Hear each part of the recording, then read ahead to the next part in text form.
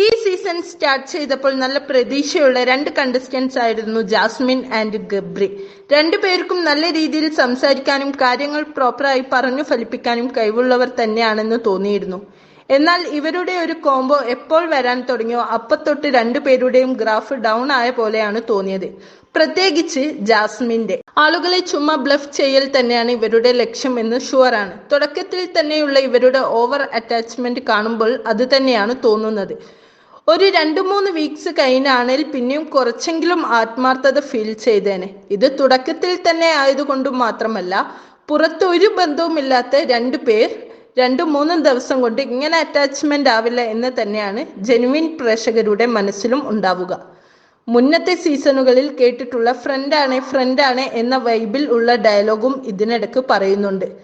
Gabri Jasmine അല്ല ഇപ്പൊ full time വേറെ ഏതോ ലോകത്ത് എന്ന ഫീലിലാണ് ബിഗ് ബോസ് ഹൗസിൽ കഴിയുന്നത്.